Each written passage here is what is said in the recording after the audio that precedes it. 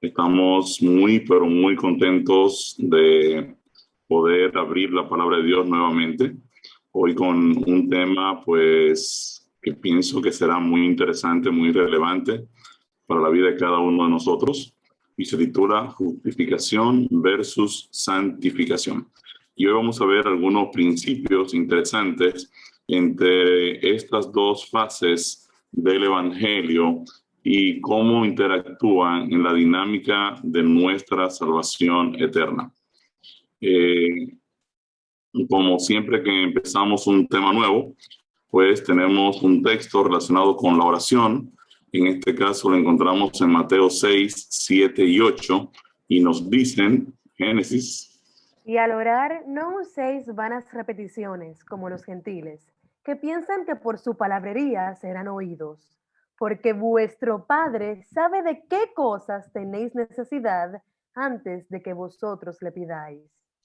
Entonces aquí Jesús está dando una recomendación a los discípulos de cómo se debe orar, o sea, cómo funciona la dinámica de la oración, y Jesús le pide a los discípulos no hacer vanas repeticiones, no tomar una frase y repetirla y repetirla y repetirla y repetirla, porque cuando usted habla con Dios, está hablando con una persona, con un amigo, con una persona pues muy inteligente.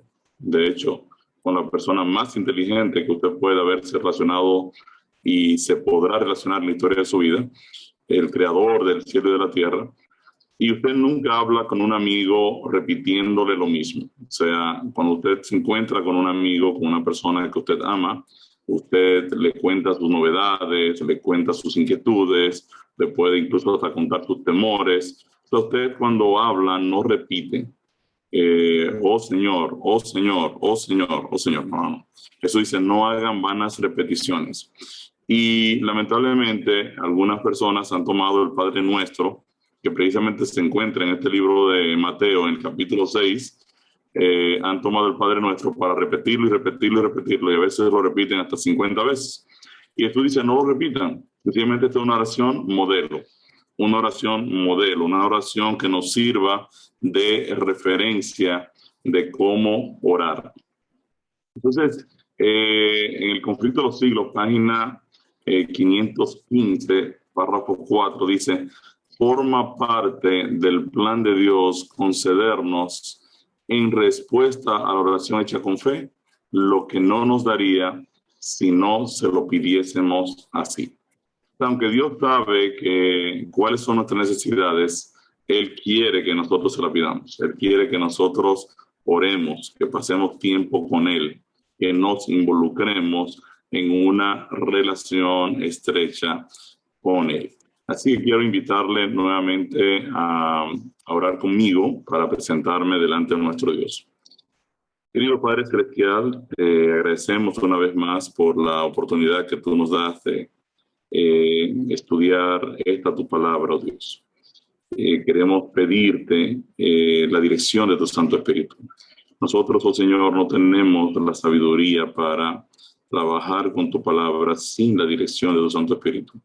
Y es con toda humildad de corazón, con toda sinceridad y en el nombre de Jesús que nos presentamos delante de ti en esta hora para pedirte, oh Dios, de manera especial que tú puedas derramar tu Santo Espíritu sobre cada uno de nosotros. Bendice cada hermano que es parte de esta plataforma, los que ya están y los que están en camino para entrar. Sé con ellos, oh Dios, bendícelos. También queremos pedirte una bendición especial por las personas que son parte de nuestro programa, aunque no son parte de esta plataforma, y lo estarán viendo en diferido en cualquier momento, ya sea por YouTube o por Facebook. Queremos pedir, tu Dios, que tu bendición también los alcance. Acompáñanos, oh Señor, en el estudio de tu palabra en esta hora, y estos favores los presentamos delante de ti, en el nombre de Cristo Jesús. Amén. Bien, tenemos algunos objetivos con relación al tema de esta noche, y el primer objetivo que estaremos viendo es que vamos a enseñar la fórmula matemática de la salvación por la fe. Y usted dirá, bueno, ¿y por qué una fórmula matemática? Pensábamos que esto era teología, ¿no? No, Dios también es matemático. Dios es un gran científico, es un creador, es un arquitecto. es el creador de los cielos y de la tierra. Así que Dios también tiene sus formulitas matemáticas ahí también para aplicarlas al Evangelio. Vamos también a explicar la justificación como la justicia de Cristo acreditada por la fe y la santificación como la justicia de Cristo aplicada como resultado de vivir por la fe. Y vamos a comparar 10 características aplicadas al creyente de forma puntual por creer en Cristo y de forma gradual en la experiencia de la vida cristiana. Quiere decir que en un momento ustedes van a estar viendo básicamente el ejercicio que vamos a estar utilizando para comparar el principio de la justificación con el principio de la santificación. La obra de justificación versus la obra de santificación en la vida del creyente. Y el versículo que vamos a estar utilizando como texto ancla para el tema de esta noche se encuentra en Romanos 6:22 y nos dice: Mas ahora que habéis sido libertados del pecado y hechos siervos de Dios, tenéis por vuestro fruto la santificación y como fin la vida eterna. Ahora que hemos sido libertados del pecado, ahora que hemos sido justificados, ahora que hemos sido absueltos, nuestro fruto es la etapa de la santificación y el objetivo final es la vida eterna que Dios ya nos ha ofrecido en Cristo Jesús. Entonces aquí básicamente vamos a iniciar haciendo un pequeñito resumen bien chiquitito de lo que ya hemos visto en el último tema.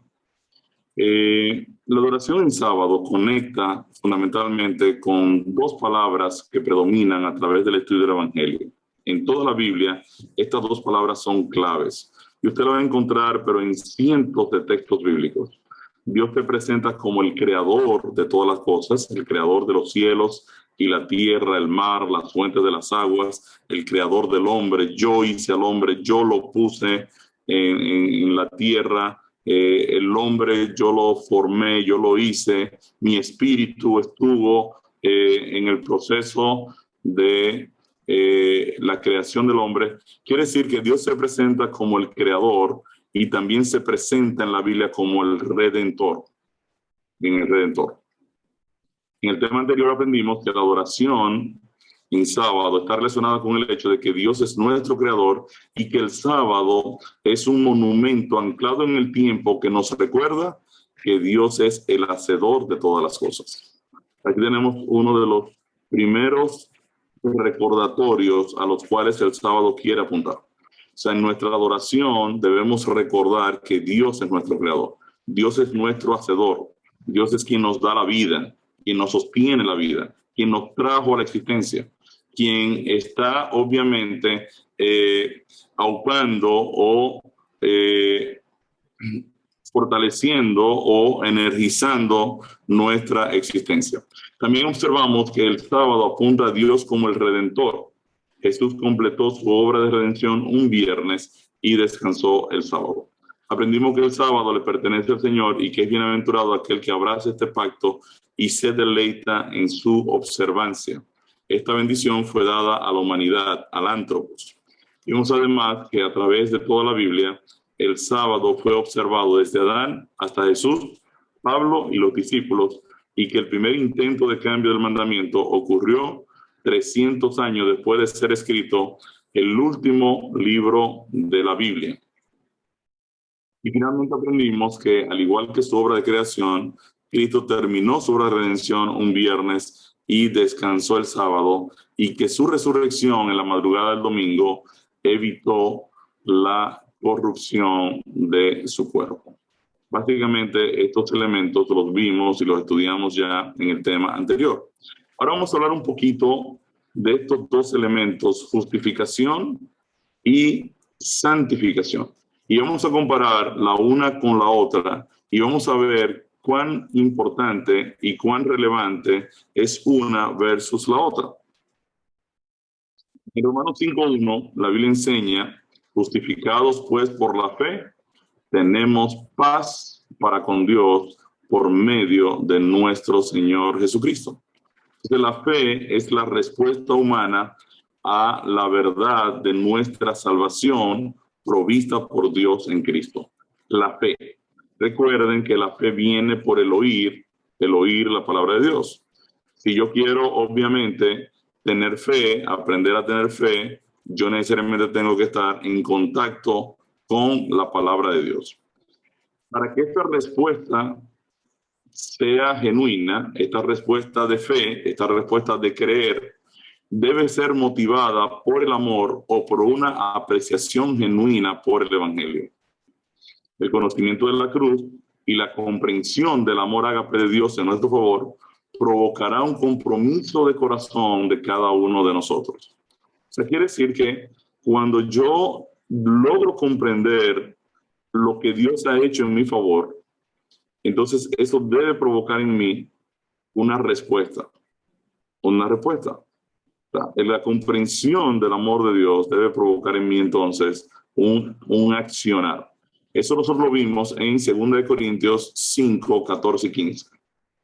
El amor de Cristo nos constriñe pensando esto, que si uno murió por todos, luego todos son muertos, y por todos murió para que los que viven ya no vivan para sí, mas para aquel que murió y resucitó por ellos.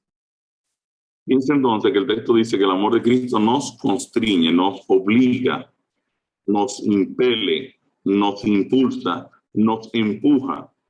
O sea, si Cristo murió por todos, si murió por mí, entonces ahora yo digo, wow, yo quiero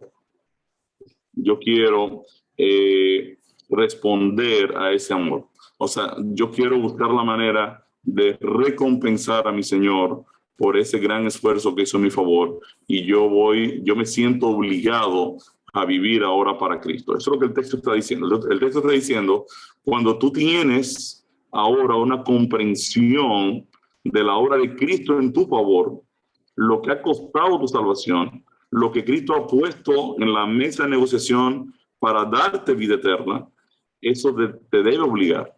Es lo que el apóstol Pablo dice. El apóstol Pablo dice, eso te tiene que obligar, te tiene que hacer pensar de que en realidad tú debes comprometer tu vida con aquel que murió y resucitó por ti. En Gálatas 5:6 también vemos este principio. Porque en Cristo Jesús ni la circuncisión vale algo, ni la incircuncisión, sino la fe que obra por el amor. Excelente. Quiere decir entonces que yo tengo el concepto de la justificación, la obra de Cristo en mi favor, y tengo la fe, que es entonces mi convicción firme, lo que yo creo sobre este sacrificio de Cristo. Entonces, estos son dos elementos fundamentales porque mi salvación está dependiendo de la justificación por la fe. Ahora bien, en la Biblia se presentan dos tipos de justificaciones, una verdadera y una falsa. Yo tengo que saber cuál es la verdadera y cuál es la falsa.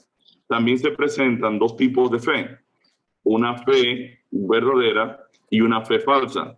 Y yo tengo que saber entonces distinguir entre la una y la otra, porque yo podría probablemente estar, digamos, abrazando una justificación equivocada o abrazando una fe equivocada. Vamos a ver una tablita donde podemos ver los dos tipos de justificaciones y los dos tipos de fe. Vamos a leer los textos en Génesis, por favor, de cada uno de los cuadritos y el título del cuadrito. Justificación verdadera. Justicia de Cristo, Filipenses 3:9. Y ser hallado en Él, no teniendo mi propia justicia, sino la que es por la fe de Cristo. Falsificación, justificación. Justicia propia. Romanos 10:3. Porque ignorando la justicia de Dios y procurando establecer la suya propia, no se han sujetado a la justicia de Dios. Fe de Jesús. Apocalipsis 14:12. Aquí está la paciencia de los santos, los que guardan los mandamientos de Dios y la fe de Jesús. fe egocéntrica, Santiago 2:17. Así también la fe, si no tiene obras, es muerta en sí misma.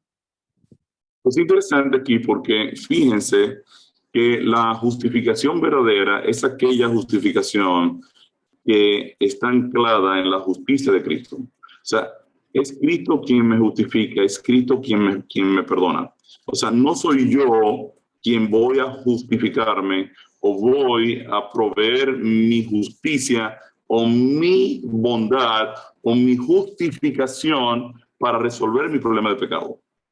¿Ven? Entonces, hay una gran diferencia aquí entre una justicia y la otra, porque gran parte del problema del cristianismo es el no haber comprendido dónde se halla mi salvación. Y la salvación tuya, mi querido, está anclada en Cristo y su justicia. Eso es lo que la Biblia enseña. No hay manera de que el ser humano pueda autojustificarse, que pueda presentarse delante de Dios como justo y bueno. No hay forma. Eso es lo que la Biblia enseña. La Biblia enseña que yo debo ser hallado en Cristo, no teniendo mi propia justicia, dice el apóstol Pablo. La mía no sirve, la mía no funciona. Yo necesito entonces la que es por la fe de Cristo, la justicia de Cristo. En Romanos 10:3 dice que las personas, ignorando la justicia de Dios y procurando establecer las de ellos mismos, no se sujetan a la justicia de Dios. Y por ende, las personas no pueden alcanzar la salvación cuando están ahora tratando de anclarse en su propia justicia. Entonces es una falsificación de la justificación. Lo mismo pasa con la fe. O sea, la Biblia me dice que los creyentes, y estamos aquí en el contexto del fin del tiempo, guardan los mandamientos de Dios y tienen la fe de Jesús. Quiere decir que las personas que aman a Dios van a tener una convicción genuina en el plan de salvación. Y obviamente esta fe que está de hecho unida a la gracia y a la presencia del Espíritu Santo de nosotros, va a producir fruto, va a producir obras correctas, obras motivadas por el amor de Dios y obviamente obras dirigidas por la presencia del Espíritu Santo en nosotros. Entonces, cuando yo tengo una vida cristiana y esa vida cristiana no está dando frutos, lo que el apóstol Santiago me está diciendo es que esa fe en realidad no sirve. No sirve. Y no sirve porque la fe que sirve siempre va a estar dando frutos. Y estos frutos son el resultado de la obra del Espíritu de Dios en nosotros o la fase de la santificación, que la vamos a ver ahora en un momento, la comparación entre ambos elementos. Entonces, hay tres elementos importantes que siempre se encuentran en la verdadera fe que salva y que es motivada por el amor. En primer lugar, un conocimiento de la verdad. O sea, yo no puedo desarrollar una fe genuina, una fe correcta, si la base que yo estoy creyendo es falsa. Quiero decir entonces que cada ser humano está llamado a procurar conocer la verdad. Conocer la verdad. Porque yo podría estar construyendo en una zapata equivocada si yo no procuro conocer la verdad. Por eso cuando empezamos este programa que hablábamos de cuál es el problema real de los seres humanos, es que los seres humanos necesitan definir por qué existen, por qué están aquí. Y no importa la nacionalidad, no importa su estatus, no importa la cantidad de dinero que usted tenga, no importa el color de su piel, no importa ni siquiera lo que usted crea, usted necesita conocer la razón de por qué existen. Y yo les decía a ustedes que en el buffet de opiniones, religiones y filosofías que existen en el mundo, que son miles, yo tengo entonces una tarea que es identificar dónde está la verdad. Usted se quiere ahorrar muchos problemas, no tiene que ir a todas las religiones que existen. Usted puede ir directamente al estudio de la persona verdad, de la persona Cristo. Entonces, un conocimiento de la verdad es fundamental en la fe verdadera, la fe que salva, la fe que es motivada por el amor. También, el segundo punto es que no me sirve solo el yo conocer la verdad. Es importantísimo que yo la crea y la abrace. O sea, yo no solo la voy a conocer, sino que yo digo, wow, yo creo en eso. Por eso hemos estado enseñando toda la estructura del plan de salvación y nos estamos dando cuenta entonces que en la medida en que yo voy conociendo lo que Dios ha hecho por mí, entonces yo tengo que decir, gloria a Dios. Gloria a Dios que ha tomado mi problema de pecado, me ha justificado en Cristo y ha colocado su Espíritu Santo ahora a morar en mi vida para entonces guiarme por la ruta de la obediencia. Y el tercer elemento de una fe genuina es el obedecer a la verdad. Obedecer a la verdad como es en Cristo. Entonces, estos son tres elementos importantes. Yo puedo conocer la verdad y no creer en ella. Puedo conocer la verdad, creer en ella y no aplicarla a mi vida. Yo creo, pero sencillamente yo no la aplico. Y vamos a ver en un momento un ejemplo que nos va a servir de base para esta realidad. O sea, estos tres componentes son indispensables en la fe que salva, la fe verdadera, la fe genuina.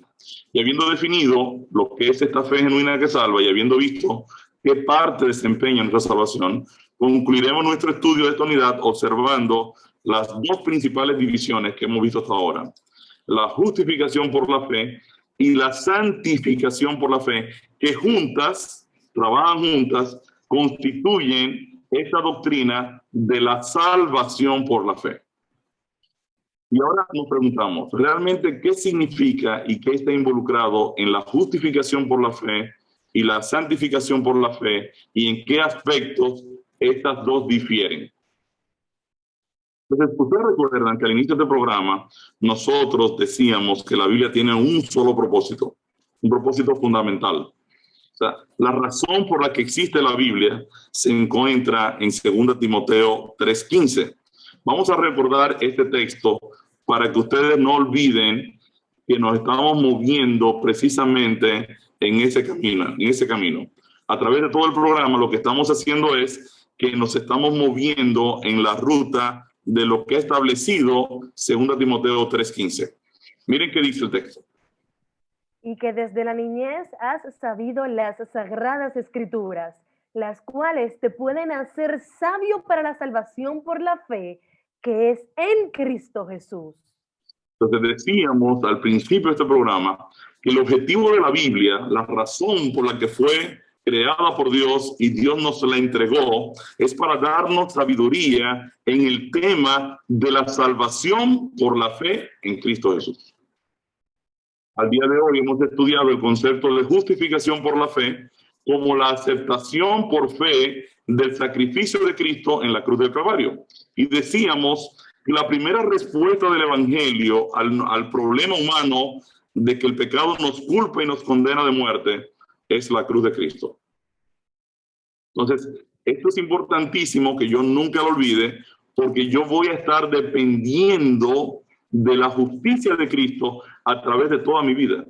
Y vamos a ver cómo este es un elemento tanto puntual, yo creer en Cristo y aceptarlo, como continuo, porque diariamente yo tengo que creer en Cristo y aceptarlo. Y vamos a ver algunos textos donde nos habla claramente esta palabrita, se nos muestra esta palabrita justificación, Romanos 5:18, que ya lo vimos, pero vamos a repasarlo. Así que, como por la transgresión de uno vino la condenación a todos los hombres, de la misma manera, por la justicia de uno, vino a todos los hombres la justificación de vida. Muy bien. Fíjense entonces que la transgresión de Adán nos condena a todos nosotros, pero la justicia de Cristo nos oferta la vida eterna, nos oferta la justificación de vida. Vamos a ver Romanos 3:24. siendo justificados gratuitamente por su gracia, por la redención que es en Cristo Jesús. Excelente. Fíjense que decíamos que este texto me está repitiendo que la salvación es gratis. Yo he sido justificado gratuitamente por la gracia. O sea, es gratuitamente porque es gratis. O sea, yo he sido absuelto, yo he sido libertado del problema del pecado de forma gratuita por la gracia de Dios. Es gratis. Una cita que para mí es extraordinaria se encuentra en el libro de Testimonios para los Ministros, página 464, y es para mí una de las mejores definiciones de justificación. Y aquí dice, justificación es la obra de Dios que abate en el polvo la gloria del hombre y hace por el hombre lo que él no tiene la capacidad de hacer por sí mismo. Y digo, gloria a Dios.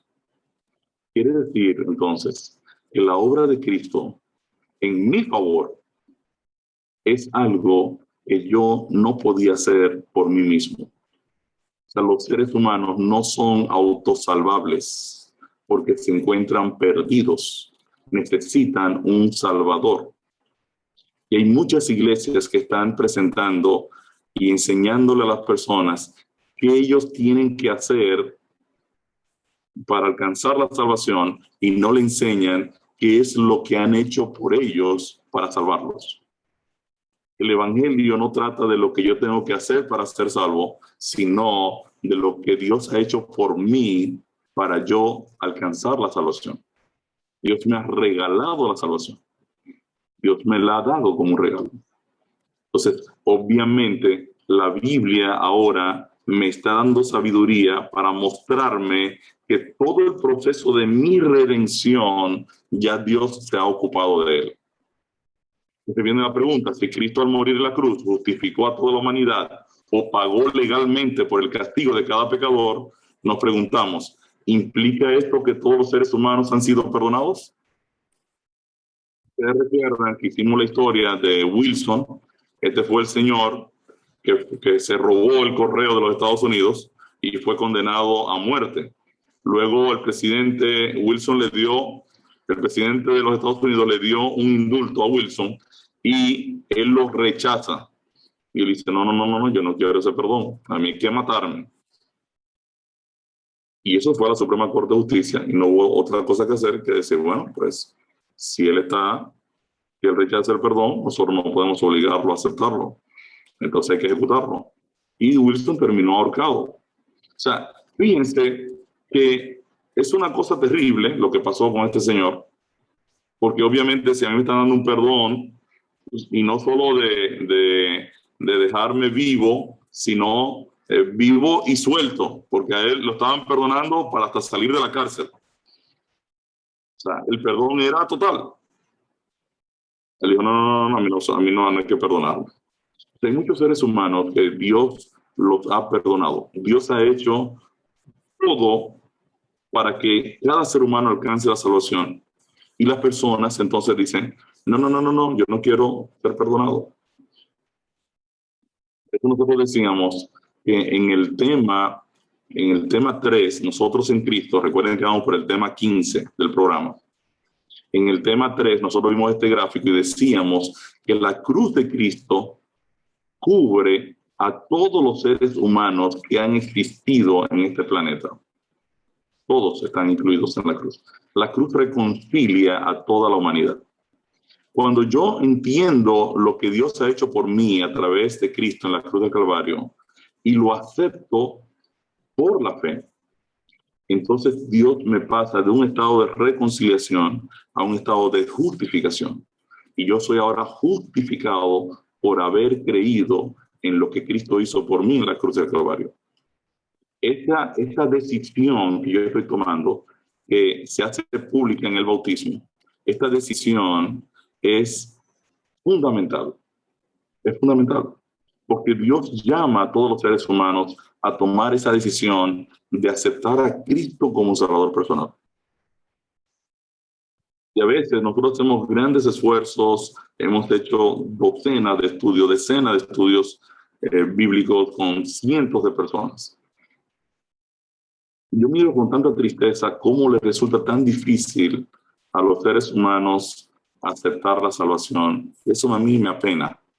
Gente da vuelta y vuelta y vuelta y vuelta, y entonces buscan una excusa y otra excusa y otra excusa. Y hay personas que han perdido hasta la oportunidad de ser salvados sencillamente por no tomar su decisión por Cristo. Tan sencillo como es. Como todo regalo, el sacrificio de Cristo debe ser aceptado. Ahora, por su libre albedrío, cada ser humano puede aceptar o rechazar esta salvación disponible. Mientras no accedemos al bautismo, pues no somos justificados a menos que una condición particular o especial nos lo impida. Por ejemplo, tenemos el caso del ladrón en la cruz. El ladrón en la cruz no pasó por la etapa del bautismo, ni de la santificación, ni de la redención, que es el tercer paso que veríamos más adelante. Él solo creyó en Cristo. Y uno diría, bueno, pero ese lo tuvo fácil.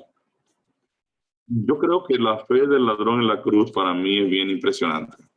Porque el ladrón en la cruz está aceptando a un Salvador que está en la misma condición que él, en una cruz, siendo castigado para morir. O sea, la fe de este hombre es tan impresionante que él pudo ver al Hijo de Dios a su lado, aún en una condición totalmente deplorable. Esta declaración del ladrón en la cruz es impresionante. Cuando le dice a Jesús, líbrate de mí cuando estés en tu reino. Y Jesús le dice, que sí, yo te prometo que me voy a acordar. Estarás conmigo en el paraíso. Tú vas a estar. Fíjense que este ladrón no podía ser bautizado, no podía ser santificado, no podía iniciar la vida cristiana. Él, en ese último momento, solo creyó por la fe en Cristo. Incluso el otro ladrón se quejó y le dijo, mira, pero tú estás loco, pero tú no ves, dile a lo mejor a este hombre que te baje de la cruz. Y él lo reprende y le dice, mire, tú ni siquiera sabes lo que estás diciendo. Y yo sé que este ladrón, y los dos, en realidad son los dos, porque ellos robaban juntos. O sea, estos dos ladrones, en muchas ocasiones, mientras hacían sus fechorías, vieron a Jesús caminando por las calles de Jerusalén, sanando, predicando el evangelio, llamando a salvación. O sea, yo sé que este ladrón, como le llamamos el ladrón bueno, fue confrontado por Cristo, por la obra de Cristo. Porque no había otra manera de él declarar que ese que estaba ahí era el Hijo de Dios en esa condición y aceptarlo por la fe en ese momento crucial de la vida de Cristo. Y yo creo que el Señor, el Padre, permitió eso para darle también fortaleza a Cristo. O sea, Cristo está salvando a una persona aún en el último instante de su vida. Y yo pienso que eso reanimó a Cristo para decir, wow, este sacrificio mío en realidad tiene que seguir adelante. Yo voy a entregar mi vida por todos los seres humanos. Eso debió haber motivado también a Cristo. Entonces puede darse el caso de que una persona sencillamente no pudo ser bautizado, no va a poder vivir la experiencia de la santificación, la experiencia de la vida cristiana, y esos son casos puntuales, y esas personas pues serán salvadas solo con el primer paso, por haber creído en la cruz, por haber creído en la justificación, por haber creído en la obra de Cristo. Y quiero también resaltar aquí un punto importante. Para la palabra de Dios, esta palabrita creer o fe decíamos que es pistis y creer es pisteo, creer y fe son exactamente, están correlacionadas. De ahí viene también la palabra fidelidad, ¿verdad? Fidelidad, convicción. Cuando la Biblia habla de creer en el Señor Jesucristo, no está solo aseverando un decir, yo creo en el Señor Jesucristo. No, cuando la Biblia dice, este señor creyó, está diciendo, esta persona abrazó todo el evangelio de forma completa. Entonces nosotros decíamos que luego de yo creer, por medio del bautismo, declaro públicamente que yo he aceptado el evangelio. O sea, el bautismo es entonces mi testificación pública de que yo he creído y aceptado el evangelio. En el bautismo acepto morir a esa vieja vida para iniciar una nueva vida en Cristo. Dios perdona mis pecados, como hemos dicho o hemos estudiado en la Biblia, y me capacita con la presencia de su Santo Espíritu para que éste me guíe por su voluntad o la obediencia a la santa ley de Dios. Salmo 48, el salmista dice, el hacer tu voluntad, Dios mío. El hacer tu voluntad, Dios mío, me ha agradado y tu ley está en medio de mi corazón. Quiere decir que la voluntad de Dios es que vivamos vidas en conformidad, alineadas con la ley de Dios. Entonces, bien importante esto. El bautismo da paso a la etapa de la santificación o la vida cristiana o la experiencia de andar bajo la dirección del Espíritu o andar en el Espíritu. Una vez justificados, experimentamos la vida cristiana por la fe en la palabra y en la dirección del Espíritu de Dios, quien la inspiró. Vamos a ver estos dos textos, Habacuc 2:4. He aquí que aquel cuya alma no es recta se enorgullece, mas el justo por su fe vivirá. Dice entonces que una vez yo acepté la justicia de Cristo y acepté a Jesús como mi Salvador, esa misma fe es la que me va ahora a guiar en la ruta de la experiencia cristiana. En Romanos 1:17 se vuelve a tocar la misma expresión. Miren qué dice Romanos 1:17. Porque en el Evangelio la justicia de Dios se revela por fe y para fe, como está escrito, mas el justo por la fe vivirá. Quiere decir entonces que una vez yo he sido bautizado, ahora el Espíritu de Dios entra en acción para establecer la segunda fase del Evangelio, que es la etapa de la santificación. En esta etapa el Espíritu de Dios toma ahora control de mi vida. Decíamos que en el bautismo hay un cambio de dirección, hay un cambio de CEO. Antes el CEO de mi vida era Ricardo y ahora el nuevo CEO se llama el Espíritu Santo. Quiere decir que antes yo le servía al pecado y estaba dominado por el pecado. Ahora, cuando llega la tentación, el Espíritu de Dios le dice al pecado, pecado, ya usted no gobierna más acá. Hay un cambio de administración en esta vida, en este Señor. Así que gracias por haber participado. Usted se puede retirar porque no vamos a ir por esa ruta. Entonces, es importantísimo que yo sepa esto porque ahora mi esfuerzo en la vida cristiana no va dirigido a luchar contra el pecado. Va dirigido a yo permanecer en comunión con Cristo, en comunión con su palabra, bajo la dirección del Espíritu de Dios. Entonces, ahora mis energías están correctamente orientadas. Jesús dice, si tú permaneces en mí y yo permanezco en ti, tú vas a llevar fruto. Muchas veces nosotros queremos producir el fruto sin permanecer. Y Jesús dice, no. Yo no te mandé a producir fruto. Yo te mandé a permanecer en mí. Si permaneces conmigo y yo permanezco contigo, entonces el fruto se va a ver. No te pongas a fabricar el fruto, porque el fruto no es tuyo. Vimos cuando hablábamos del nuevo nacimiento que en el hombre espiritual se va a revelar, se va a manifestar el fruto del Espíritu. Entonces, ¿de quién es el fruto? Del Espíritu. Entonces, la obediencia a los mandamientos de Dios no debe ser mi target, mi objetivo. La obediencia a los mandamientos de Dios van a ser el fruto de mi permanencia en Cristo. Yo quiero decir a ustedes, entender eso es lo fundamental en la experiencia cristiana.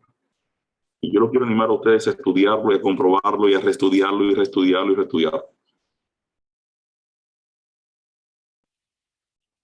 Muchas personas están tratando de obedecer los mandamientos de Dios, desconectados de una relación con Cristo. Y Jesús dice, si te separas de mí, tú no puedes hacer nada. Y nada es nada. Tenemos, mis hermanos, que cambiar la dirección en la cual enfocamos nuestras energías y nuestro tiempo. Pasa tiempo con Jesús. Pasa tiempo en oración. Pasa tiempo en el estudio de la palabra. Pasa tiempo testificando. Pasa tiempo hablando a los demás acerca del plan de salvación. El resultado natural es entonces la obediencia. Un texto relacionado con la santificación. Vamos a leerlo. 1 Pedro 1:2. Elegidos según la presciencia de Dios, Padre, en santificación del Espíritu, para obedecer y ser rociados con la sangre de Jesucristo. Gracia y paz os sean multiplicadas. Gloria a Dios. Fíjense que la santificación no es de Ricardo, es del Espíritu. Es el Espíritu que me está apartando del mundo y conectándome cada vez más con Cristo. Es un proceso de crecimiento continuo. Y aquí vamos a separar nuevamente las dos palabritas, perfección versus perfeccionismo. No es que yo me bautizo y ahora soy inmaculado. No. Yo soy bautizado, recibo el Espíritu de Dios y ahora empiezo con una tendencia hacia la perfección, a permitir al Espíritu de Dios ir transformando y cambiando mi vida mientras yo estoy pasando tiempo de calidad con mi Señor. Miren que dice Romanos 6:19, también toca el tema de la santificación. Hablo como humano por vuestra humana debilidad, que así como para iniquidad presentasteis vuestros miembros para servir a la inmundicia y a la iniquidad, así ahora para santificación presentad vuestros miembros para servir a la justicia. Fíjense, ¿qué está diciendo el apóstol Pablo? No es que tú vas a producir la santificación. Tú sencillamente te presentas y le dice al Espíritu de Dios, toma este cuerpo y produce rectitud en él. Presenta tu cuerpo, presenta tu vida, ponla en las manos de Dios, ponla en las manos de nuestro Señor Jesucristo. Y ahora el Espíritu de Dios va a utilizar toda tu influencia, todo lo que tú eres, toda tu vida, como un instrumento de justicia, como un vehículo de salvación, como una herramienta para salvar a otros. Entonces podemos expresar la fórmula matemática de la salvación. Justificación por la fe más santificación por la fe es igual a la salvación por la fe. Estos dos elementos van a estar ahora trabajando juntos durante la vida del creyente. Expresado de otra manera, miren cómo dice. Justificación, la justicia de Cristo acreditada al pecador que lo acepta por la fe como Salvador. Santificación, la justicia de Cristo aplicada al creyente como resultado de vivir por la fe. Mientras cuando yo acepto a Cristo como mi Salvador personal, la justicia de Cristo es aplicada inmediatamente a mi cuenta. Ahora que he sido bautizado y empiezo ahora a ser guiado por el Espíritu de Dios, ahora la justicia de Cristo comienza a ser aplicada en mi experiencia de vida cristiana. Yo les quiero hacer una pregunta muy interesante. Vamos a hacer nuevamente esta pregunta. ¿Qué es más importante? ¿Casarse o permanecer casado? A mí me gustaría que ustedes comenten, porque hace mucho ustedes no me comentan nada. ¿Qué usted cree que es más importante? Usted puede levantar la mano, ponerlo por el chat, explíquelo por donde usted quiera. ¿Qué usted entiende que es más importante de estos dos estados? ¿El casarme o el permanecer casado? ¿Alguien puede comentarme? Tengo aquí los chats. permanecer casado, dice aquí Rafael Alonso. Margarita Mateo, permanecer casada. Permanecer casado, dice Juana Núñez. Byron, permanecer casado. Permanecer casado, dice Maribel Mota. ¿Cuál es más importante de los dos? Ana Román, permanecer casado. Wow, pero todos están de acuerdo. Es cosa más terrible, no hay nadie que diga otra cosa. Me levantaron la mano, bueno, perfecto. Ustedes son tímidos para hablar. Permanecer casados. ¿Qué es más importante? Yo con ustedes. ¿Puedo yo permanecer casado si no me caso? No puedo. Y si me casé para separarme o me casé para permanecer casado. Me casé para permanecer casado. Margarita levantó la mano. Vamos a escuchar por lo menos una voz nueva aquí. Margarita, adelante. Vamos a ponerla de co-host, Henry. Sí, buenas noches. Me llama mucho la atención esta pregunta. Según mi experiencia, yo aún no soy casada, ¿verdad? Pero tengo prácticamente 13 años viviendo con la persona que es mi pareja, el papá de mis hijos, mi esposo. Realmente pienso que casarse es sumamente fácil. Podemos ir, nos ponemos de acuerdo, firmamos el papel y nos juntamos.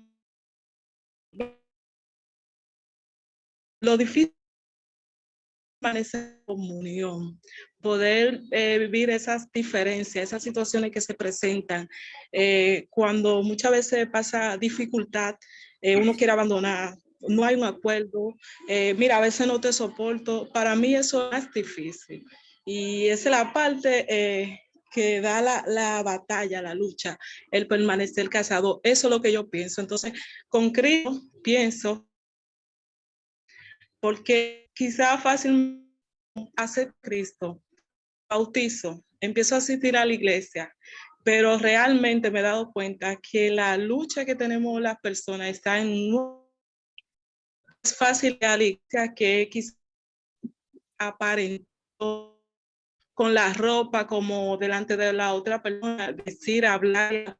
Ahora lo que hay dentro de nuestro corazón, eso es lo difícil y eso es lo que tiene por Cristo. Entonces yo me siento frustrada y cuando usted hablaba ahorita de que el fruto y entonces no podemos ponernos ahí con el Señor, es me hace sentir mal y le digo al Señor, pero digo, Dios mío, aún yo no nada y trato de orar y estudiar la palabra, pero realmente el proceso que es largo. Esa es mi opinión. Excelente tu participación, Margarita, muy buena. Yo pienso que voy a diferir un poquito contigo. O sea, una persona que ya tiene hijos está relacionada con su... Tú llamas a tu pareja tu esposo. En realidad ustedes están casados, ustedes no lo han formalizado. O sea, inmediatamente uno se une a una mujer, se está casando con ella. Lo que necesita es formalizarla. Y cámara, ingeniero Casado, por favor. Ok. O sea, en realidad lo que hace falta aquí es la formalización, pero que ya casada estás, porque obviamente estás viviendo con él y estás obviamente en la experiencia del matrimonio. Ahora, aquí lo importante es lo siguiente, y es lo que yo quiero enfatizar, Margarita. O sea, en el momento en que ya una persona se une a otra, ya está casada, y sobre todo si tienen hijos. O sea, yo no podría explicar otro tipo de relación en una pareja que ya tiene hijos que no sea el matrimonio. O sea, están casados, no han firmado un documento, bueno, ya eso tienen ustedes que formalizarlo, pero en esencia la relación ya está y la experiencia está. ¿Ves? Yo creo que lo que queremos aquí hacer es un paralelismo con el tema de la vida cristiana. El tema de la justificación viene a ser cuando yo le digo que sí a Cristo. O sea, yo le digo que sí a Cristo. Ahora, yo le estoy diciendo que sí a Cristo con el objetivo de separarme de Él o con el objetivo de ahora caminar con Él. O sea, tan importante es que yo le estoy diciendo que sí al Señor como el compromiso de yo permanecer ahora en una comunión con el Señor. O sea, no tiene ningún sentido que yo le diga a mi esposa, oh sí, yo me caso, claro que me quiero casar contigo. Y entonces vamos, hacemos la recepción muy bonita, y cuando termina, nos comemos el bizcocho y todo, yo le doy la mano a mi esposa y le digo, gracias por haber participado, yo ahora estoy cogiendo un avión a California y yo te llamaré en unos 10 o 15 años, ahí te llamo para ver cómo estás, cómo te sientes y todo eso. Es un absurdo. O sea, ¿para qué te casaste si vas a hacer eso? O sea, tú tomaste la decisión de casarte, ¿por qué? Porque tú querías vivir con esa persona. O sea, yo me estoy comprometiendo, yo estoy haciendo el compromiso formal. Yo estoy diciéndole a mi esposa, porque no tiene ningún sentido que yo te diga, yo te quiero mucho, pero no me caso. ¿Y qué tipo de amor que tú tienes? O sea, es tanto que tú me quieres que no te cases. En realidad, tú no tienes ningún tipo de compromiso en la relación. Entonces, hay que tener cuidado con esto, porque en realidad la Biblia dice que cuando yo me caso, en este caso particular, yo me convierto en uno con mi mujer. Soy uno con ella. Y entonces es importante, creo que abrió nuestro micrófono. Marlene. Bueno, se abrió el micrófono. Entonces es importante que nosotros comprendamos que en la experiencia de la vida cristiana, la justificación viene a ser eso de si yo decir, wow, Dios me amó. Fue capaz de entregar a Cristo por mi salvación. Dios me está tratando como Él trata a Cristo. De hecho, lo está intercambiando conmigo. Me está valorando al nivel de Él mismo. O sea, Dios me está amando tanto que lo está entregando todo por mí. De hecho, me está amando más de lo que Él se ama a sí mismo. Entonces, ahora ese amor debe decirme a mí, wow, Ricardo, pero tú tienes que considerar ese amor. O sea, tú tienes que reaccionar frente a eso, porque tú estabas perdido y aquí alguien se está entregando por entero para ofertarte la salvación. Entonces, esta bondad, esta entrega la que me tiene a mí que poner a pensar y decir, ok, Señor, ¿qué tengo que hacer ahora para casarme contigo? ¿Qué tengo que hacer para entrar ahora en una comunión contigo? ¿Qué tengo que hacer para andar contigo? ¿Qué tengo yo que hacer para copiar ese carácter tuyo? Entonces Jesús dice, no tienes que hacer nada, solo creer. En el momento en que tú creas, Ricardo, yo voy a hacer algo extraordinario en tu vida. Yo voy a perdonar tus pecados y voy a ponerte en mi espíritu a dirigir tu vida. Mi espíritu. En el caso de nuestras relaciones de parejas, en realidad el matrimonio no es una relación de dos, es una relación de tres. Cristo tiene que estar en el centro de la ecuación del matrimonio. Porque si mi esposa se desconectó de Cristo, para mí manejarla va a ser imposible. Y si yo me desconecto de Cristo, para ella manejarme a mí va a ser imposible. Entonces, Cristo tiene que estar en la vida de cada uno de nosotros para que entonces las cosas funcionen. Entonces, lo que les quiero decir a ustedes es, cuando hablamos de justificación, lo que estamos diciendo es que la justicia de Cristo es imputada a nosotros. Yo no tuve que hacer nada. Yo no tuve que ir a la cruz a morir. Yo no tuve ni siquiera que estar presente. De hecho, la cruz ocurrió y yo no estaba ahí. Ya Dios lo había previsto para mí. Entonces, la justificación es la justicia de Cristo imputada a nosotros como consecuencia natural de aceptar a Cristo o estar unidos a Él por la fe.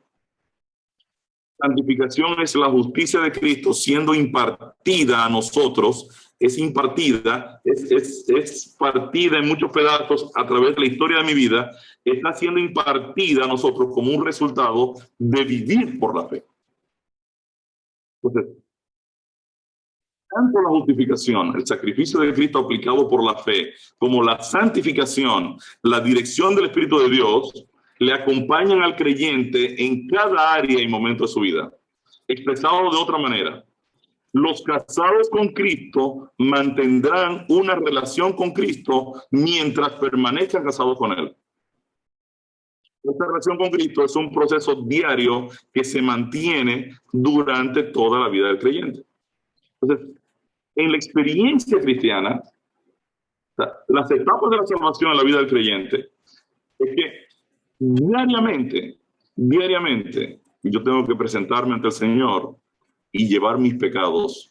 Porque si yo fallé, le fallé a mi esposo, le fallé a mis hijos, le fallé a mis amigos, o le fallé en el trabajo a mi jefe, o le fallé a mi compañero de trabajo, ese pecado tiene que ser perdonado y tiene que ser llevado a la cruz y tiene que ser justificado. Quiere decir que la justicia de Cristo tiene que actuar diariamente en mi vida.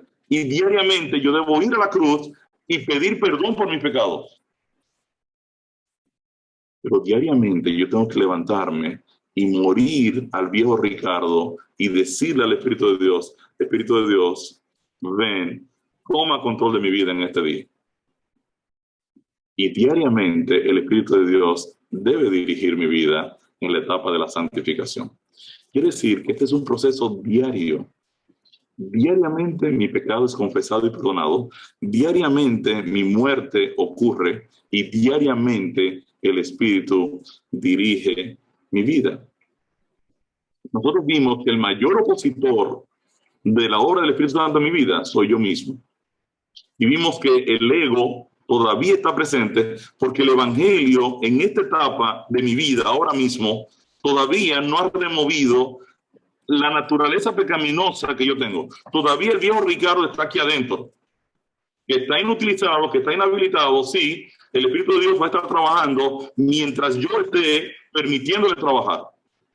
En el momento que yo le digo al Espíritu de Dios, espérate un momento, aquí tú no vas a actuar, aquí voy a actuar yo, ya usted sabe que usted va a pecar.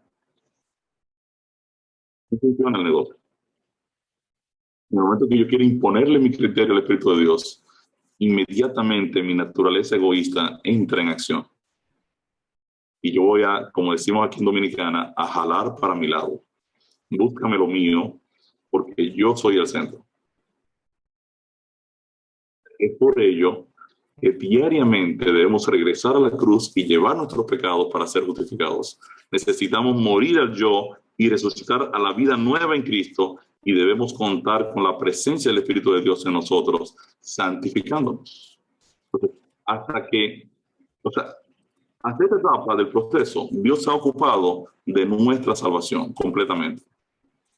Cristo en la cruz me justificó. Resolvió el hecho de que el pecado me culpa y me condena a muerte eterna. Él cargó mi muerte. Él la pagó. Pero en la etapa del bautismo y la santificación, Dios, por medio del Espíritu Santo, toma el protagonismo de mi experiencia de vida cristiana. Y ahora yo tengo que saber que debo ir tanto a la cruz como a pedir la dirección del Espíritu de Dios en mi experiencia de vida, al momento de abrir la Biblia, al momento de comunicarme con los amigos, al momento de predicar, al momento de hablarle a otros, al momento de relacionarme con los demás. Yo debo estar pidiendo al Espíritu de Dios dirigir mi vida.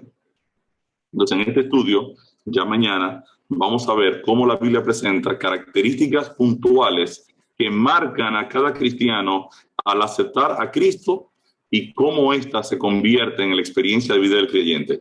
Vamos a ver una primera característica que nos da el tiempo de 2 minutos y vamos a verla aquí en este momentito. Vamos a leer 2 textos y vamos a comparar lo que ocurre de manera inmediata y lo que ocurre de manera gradual. Justificación versus santificación. Vamos a leer estos 2 textos a Génesis, por favor. Justificación. Somos muertos al pecado. Pero la ley se introdujo para que el pecado abundase. Mas cuando el pecado abundó, sobreabundó la gracia. ¿Qué pues diremos? ¿Perseveraremos en el pecado para que la gracia abunde? En ninguna manera. Porque los que hemos muerto al pecado, ¿cómo viviremos aún en él? Romanos 5, 26, 1 al 3. Santificación. No damos lugar al pecado.